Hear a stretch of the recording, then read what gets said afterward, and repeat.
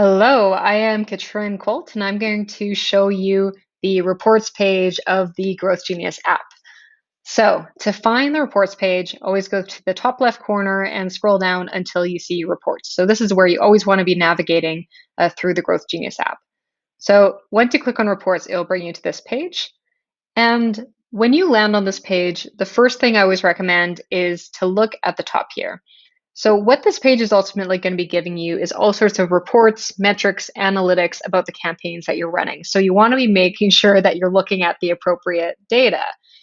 So first click here and you're going to be able to select whether you're looking at the data that's come from your LinkedIn campaigns versus your email campaigns that you might be running. Next, you can select if you want to look at data for a specific campaign or for a specific team member or company. And then last but not least, the time range. So as you know, data might change significantly from one week to another. So in this case, I've actually just selected April 1st right through today's date, which is August 13th on my end. And I can now see the full extent of the campaign that I ran and how it has performed over those weeks. So on the top left corner, though, we are going to see a summary of all of the results for my LinkedIn campaigns. This is a good place just to get an overview of how the campaigns are running. And then, as we were looking at a second ago, on the top right is a kind of larger graph showing week by week how the campaign is performing based on number of contacts that are interested, replied, connection requests that have been accepted, connections that have been sent, and contacts that have been added to the campaigns. Now, if you go one step lower, this is just specifically looking at replies. So you'll see here, this kind of makes sense. So we started this campaign at the end of April, and sometimes it takes a couple of weeks for people to open their LinkedIn, accept a connection request. So most of the replies actually happened a couple of weeks later, and then it dropped off because I didn't add any more contacts to the campaign. And I still get some stragglers who did respond several weeks later. On the left here, you are just going to see some averages of when we're seeing the most responsiveness based on the email opens and the connection requests that have been accepted, as well as responses. Next is just the same data, but laid out in a report that's a little bit easier to read and that you can export for your own records.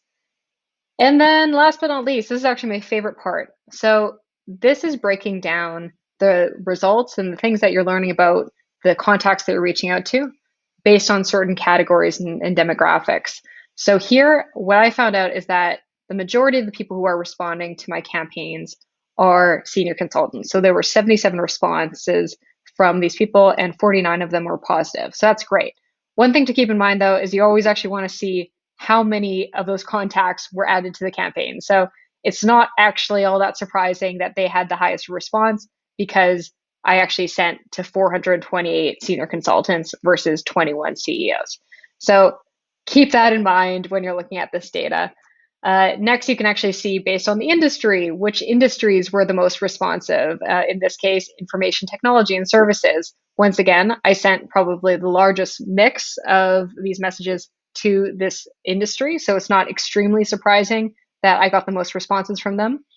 Something that's a little bit more interesting is that it seems like I almost got a proportionately equivalent number of responses from management consulting, which I only had half as many companies that fell under this industry. Now, also you can narrow this down by city, state, country, as well as employee count, which is also kind of fun because this is showing you the size of the companies that are the most responsive. So here I'm finding that the majority of the people who are responding are coming from companies that have between 1 to 10 employees. So these are all small businesses. And that always is helpful when you're trying to determine what titles you should be going after. If the majority of the companies that are responding to you are coming from small businesses, you should probably be reaching out to people with higher titles because it's more likely that a CEO of a 5-person company will respond to you compared to a CEO of a 1,000-person company. All right, that's all I've got for reports today. If you have any questions at all, always feel free to reach out to us. You always have the intercom chat bubble in the bottom right corner, and we're always happy to chat. Thanks.